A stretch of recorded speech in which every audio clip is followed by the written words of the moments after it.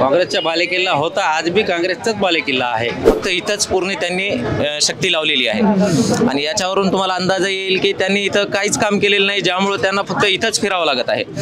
जर त्याच्या व्यतिरिक्त दुसरा कोणता नेता असला असता तर ते पूर्ण महाराष्ट्रभर फिरला असता. श्रीजाताई येणार. श्रीजाताई का बरं श्रीजाताई? श्रीजाताई मराठवाड्यामध्ये त्यांच्या आजोबापासूनच विकास केलेला आहे खूप काही. उमेदवार कोणताही असो आम्ही काँग्रेसलाच मत करता. उमेदवाराचं काही घेणं देणं नाही आम्हाला. काही पेन्शन योजना काहीच नाही तुम्हाला? काहीच नाही, मी सगळे कागदपत्र वरील सगळे कागद दिले.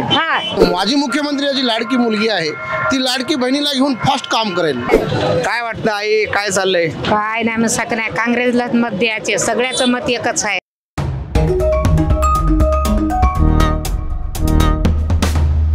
नमस्कार, मी प्रेम प्रकाश, तुम्हा सर्वांचं मनापासून स्वागत आहे न्यूज टापोमध्ये. आणि आज आपण आलो आहोत नांदेड जिल्ह्यातील भोकर या मतदारसंघामध्ये.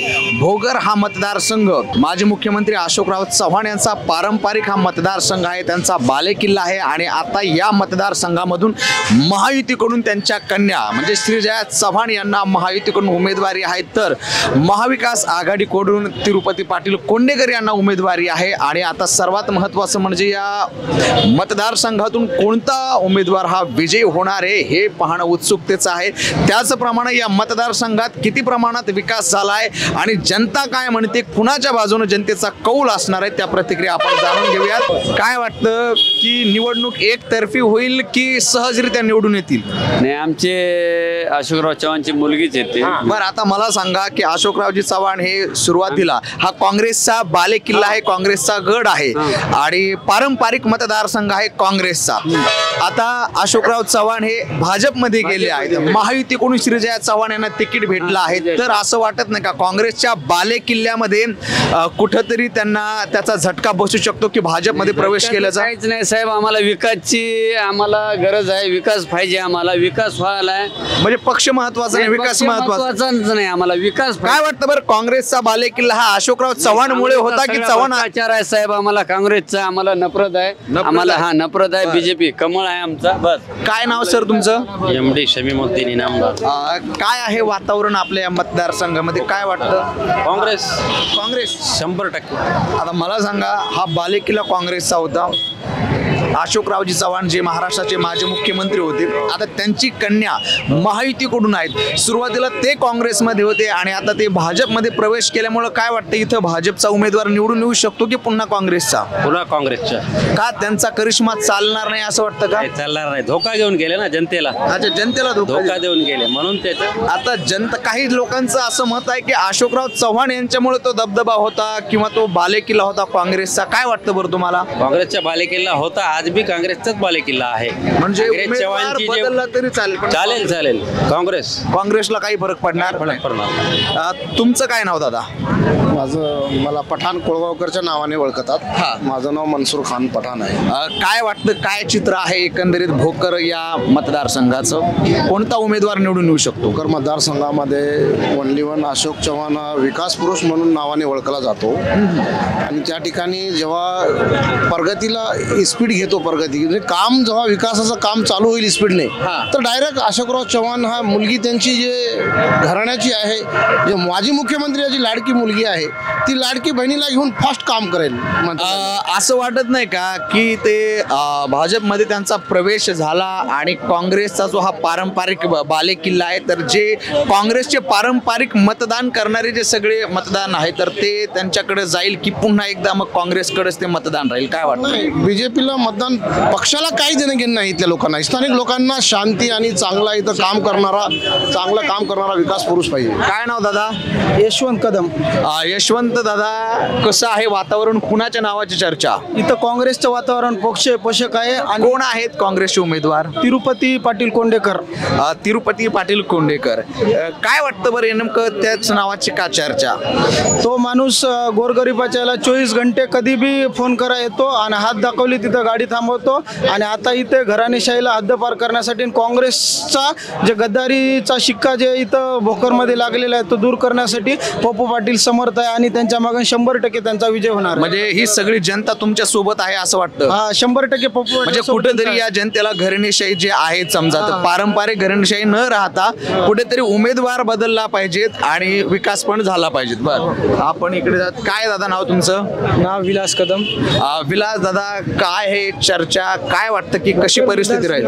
काँग्रेसचा बालेकिल्ला आहे आणि ते काँग्रेसचा बालेकिल्ला राहणार इथून पुढे बी. उमेदवार कोणताही असला, उमेदवार कोणताही असो आम्ही काँग्रेसलाच मत करता. उमेदवाराचं काही घेणं देणं नाही आम्हाला. उमेदवार काही नको.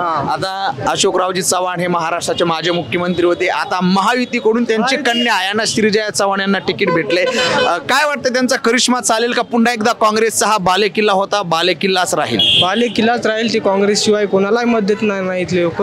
बरं, जरांगे फॅक्टरचा काही परिणाम होईल का या मतदारसंघावर? जरांगे फॅक्टरचा लोकसभेला झाला तसा होणार नाही. मात्र तरी पण मुस्लिम, मराठा झालं, ओबीसी झालं, काँग्रेस शिवाय इथं मतदान करणार नाही. काँग्रेस शिवाय नाही, काँग्रेसलाच मतदान करणार आहे 100%. बरं, आपण परत इकडे जाऊयात. काय नाव दादा तुमचं? इम्रान भोजानी. इम्रान भाई, कसा आहे माहोल एकंदरीत भोकर मतदारसंघाचा? काय वाटतं की 23 तारखेला कुणाच्या नावाचा गुलाल असेल? लोकसभेमध्ये तर 100% बंडू पाटील निवडून येतील, म्हणजे काँग्रेस. आणि विधानसभेमध्ये अतितटीची लढत वाटत आहे. कारण जुने महाराष्ट्राचे मुख्यमंत्री फक्त हे मतदारसंघ सोडून कुठंच नाहीत, फक्त इथंच पूर्ण त्यांनी शक्ती लावलेली आहे. आणि याच्यावरून तुम्हाला अंदाज येईल की त्यांनी इथं काहीच काम केलेलं नाही, ज्यामुळे त्यांना फक्त इथंच फिरावं लागत आहे. जर त्याच्या व्यतिरिक्त दुसरा कोणता नेता असला असता तर ते पूर्ण महाराष्ट्रभर फिरला असता. त्यांना इथंच फिरावं लागत आहे. त्याचं कारण काय असेल की त्यांनी विकास झाला नाही समजा. 100%. बरं, काय वाटतं की जसं की आता अशोकरावजी चव्हाण काँग्रेसमध्ये होते, काँग्रेसचा गड आहे, बालेकिल्ला आहे, आता ते भाजपमध्ये प्रवेश केला आहे त्यांनी. आणि त्या भाजपकडनं त्यांची जी कन्या आहे श्रीजया चव्हाण यांना तिकडनं तिकीट भेटलेलं आहे. आणि इकडं जे आहे तर कोंडेकर उमेदवार आहेत महाविकास आघाडीकडून. मतदार जो आहे पारंपरिक काँग्रेसचा मतदार, तो अशोकराव चव्हाण यांच्या पाठीमागे जाईल की मग पारंपरिक जे काँग्रेसचा उमेदवार आहे त्याला हे मतदान देतील? काय वाटतं? हे उमेदवारी मिळण्याच्या आधी श्रीजयाताई चव्हाण यांनी भोकरमध्ये एकही काम केलेलं नाही किंवा त्यांचे कोणते कार्यकर्ते सुद्धा नाहीत. जे पण कार्यकर्ते आहेत ते अशोकराव चव्हाणचे आहेत. त्यांचे कार्यकर्ते? आणि अशोकराव चव्हाणचे त्यांचा जनसंपर्क नाही एक उमेदवार म्हणून? नाही, उमेदवार म्हणून पण नाहीये आणि एक सामाजिक कार्यकर्ते म्हणून पण नाहीये. आणि पप्पू पाटील कोंडेकर हे गेल्या 15 ते 20 वर्षापासून काँग्रेसमध्ये काम करत आहेत. ते युवक काँग्रेस पासून इथे आहेत, काम करत आहेत एक कार्यकर्ता म्हणून. आणि त्यांना तिकीट देणे म्हणजे एक कार्यकर्त्याच्या कामाला. बरं, मला एक सांगा, आता ही जी महायुतीकडून जे उमेदवार दिलेला आहे ते कुठेतरी या मतदारसंघावरती लादल्या गेल्यासारखं असं वाटतो का की पारंपरिक घराणेशाहीनुसार? 100%. कारण एवढं विचार करण्याची गरज आहे. तुम्ही जे पण स्टेज बघशाल बीजेपीचे, त्याच्यामध्ये तुम्हाला दुसरा कोणताच नेता दिसणार नाही बीजेपीच्या नांदेड जिल्ह्याचा. एक तर बाहेरून एखादा वक्ता आणत आहेत किंवा इथले लोकल लीडर आहे. काय नाव दादा? माझं गजानन मान्य. काय गजानन दादा, कशी आहे चर्चा? काय वाटते भोकर मतदारसंघाचा काय लागेल निकाल येणाऱ्या 23 तारखेला? काहीच सांगता येणार. पण एक्झिट पोलला पण समजत नाही तर आपण काय सांगू शकतो? काय वाटतं? श्रीजयाताई येणार.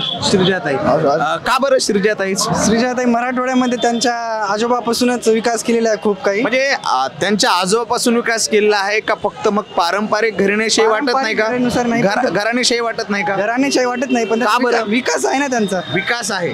विकास आहे. आपण आजूबाजू बघू शकता मराठवाड्यामध्ये असे तालुके विकसित नाही आहेत. फक्त असा भोकर तालुका आहे की तो थोडा बाकीच्या मराठवाड्यातल्या तालुक्यापेक्षा विकसित आहे. आणि त्यापेक्षा नांदेड जिल्हा आपला संभाजीनगर नंतर येणार, तर आपला नांदेड जिल्हाच येणार. बरं, राज्यात काय वाटतं? राज्यात काय होईल? राज्यात काय सांगता येणार. नंतर आमदार कोण इकडे तिकडे. बरं, जरांगे फॅक्टरचा काही परिणाम होईल का इथे? हा, पडेल. जरांगे फॅक्टर फरक पडेल, प्रभावी ठरेल. हा, बोला. पगार होईना.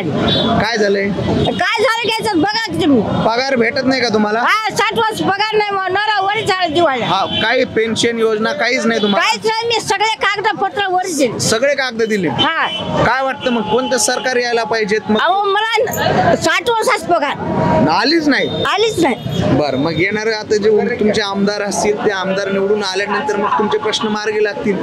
त्यामुळे आता मतदान जाणीवपूर्वक करा आणि योग्य उमेदवाराला करा. बरोबर? तुम्हाला काय वाटतं बाबा, काय राहील इथला निकाल?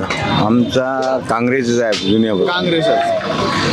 अशोकराव जुन्यापासून म्हणजे उमेदवार काँग्रेसमधले उमेदवार बीजेपी मध्ये गेले तरी चालतील? त्यामुळे नाराज झाले. आमची पब्लिक बी नाराज झाली, आम्ही बी नाराज झालो. तुम्ही पण नाराज झाला. जे पारंपरिक मतदान तुम्ही अशोकराव चव्हाण यांना हा अशोकरावला ज्यावेळेस सांगलं होतं आम्ही की बाई आपण या देशाची चांगलं करू, काँग्रेसमध्ये आहोत अशा प्रकारे सांगलो होतो. BJP मध्ये जाऊ नका, शिवसेनामध्ये जाऊ नका. असं वाटतं का की काँग्रेसचा जो पारंपरिक मतदान करणारे जे सगळे मतदार आहेत तो कुठेतरी नाराज झाला त्यांच्या निर्णयामुळं? अहो, अशोकरावनं एवढे जरी उभे केले तर आमचा काँग्रेस येणारच येणार. आम्ही बस आमची गॅरंटी आहे. आम्हाला इथलं काँग्रेसच आहे. काय वाटतं आई, काय चाललंय? काय नाही म्हणू नाही, काँग्रेसलाच मत द्यायचे. सगळ्याचं मत एकच आहे. काँग्रेसलाच मत द्यायचं का बरं? काँग्रेसला मत द्यायचं आता सगळ्या बरोबर साहेब, आपण काय सगळ्या बरोबर. तुम्हाला लाडकी बहीण योजनेचे पैसे भेटतात का? लाडकी बहिणी पेन्शन किंवा मग मोफत बसचा प्रवास वगैरे काहीच नाही, काहीच नाही. काय वाटतं बरं, कोणतं सरकार यायला पाहिजेत? काँग्रेसचं यायला पाहिजेत की मग कमळाचं यायला पाहिजेत? कळंबाचं या नाही तर काँग्रेसचं या, दोन्हीतून कोणतं तरी या, पण आमच्या गरीबाची साथ करा की काहीतरी गरीबाला बरं, इथं काय वाटतं, इथं कोण निवडून यावं? ना इथं कोण निवडून आलं पाहिजे असं वाटतं? काँग्रेस निवडून यावं. बरं, काँग्रेस निवडून यावं का? बरं, काय नाव? गजानन जाधव. काय गजानन दादा, कशी चर्चा आहे, कुणाच्या नावाची हवा आहे इकडं भोकर मतदारसंघात? भोकर मतदारसंघात तर काँग्रेसचीच हवा आहे. पप्पू पाटील काँग्रेस, पप्पू पाटील कोंडेकरच यांचीच हवा आहे. यांचीच हवा. काय वाटतं दादा तुम्हाला? काय नाही, काँग्रेसच. काय नाव काका? बाबू. बाबू दादा, कशी आहे, कुणाच्या बाजूने वारं फिरतंय आपल्या भोकर मतदारसंघातलं? भाजप. भाजप.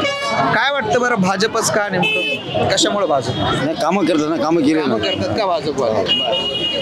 तुम्हाला काय वाटतं काका की राज्यात कोणतं सरकार असलं पाहिजे, महायुतीचं की महाविकास आघाडीचं? महाविकास आघाडीची. आणि इथं काय निकाल लागेल आपल्या भोकर मतदारसंघात? भाजप. भाजपच. हो. का बरं भाजप? भाजप नाही, काँग्रेसचा तर हा बाले किल्ला आहे, मग भाजप का? अशोकराव चव्हाणांनी कामं केले. त्यांनी कामं केलेली आहेत. हो. म्हणजे काँग्रेसचा बाले किल्ला असूनही अशोकराव चव्हाण आता BJP मध्ये त्यांनी प्रवेश केला आहे. त्यांचे कन्या जी श्रीजया चव्हाण यांना तिकीट भेटलेलं आहे. तर उमेदवार महत्वाचा आहे, पक्ष महत्वाचा नाही का इथल्या नागरिकांसाठी, जनतेसाठी? तसं नाही, अशोकराव चव्हाणचे कामं आता कामं. पण महाराष्ट्रामध्ये महाआघाडी सरकार येणार. महाविकास आघाडी. हो. चालेल. मंडळी, आपण होतो भोकर मतदारसंघामध्ये. हे सगळे बांधव माझ्या सोबत आहेत. भोकर मतदारसंघातील हे सगळे मतदार बांधव माझ्या सोबत आहेत. यांचे प्रश्न, यांची समस्या एकच आहे. यांचं मत आहे की हा काँग्रेसचा, काही मतदार बांधवांचं मत आहे काँग्रेसचा बाले किल्ला आहे, काँग्रेसचा गड आहे आणि तो काँग्रेसच राखील, असं इथल्या मतदार बांधवांची भावना आहे. तर काहींचं मत आहे की उमेदवार महत्वाचा आहे, पक्ष महत्वाचं नाही, विकास महत्वाचा आहे. अशा सगळ्या मुद्द्यावर तिथली चर्चा होते. आणि सर्वात महत्वाचं म्हणजे काँग्रेसचा बाले किल्ला असणारा हा भोकर मतदारसंघ आता काँग्रेसचे माजी मुख्यमंत्री अशोकरावजी चव्हाण हे भाजपमध्ये गेले आहे आणि भाजपकडून त्यांच्या कन्या श्रीजया चव्हाण या ठिकाणून लढत आहेत. आता हा महत्वाचा मुद्दा आहे की पुन्हा एकदा अशोकरावजी चव्हाण यांचा करिश्मा चालून त्यांच्या कन्या विजयी होतील की पुन्हा या ठिकाणी काँग्रेसचा गड राखण्यात तिरुपती पाटील कोंडेकर हे यशस्वी होतील, हे पाहणं खूप रंजक ठरणार आहे.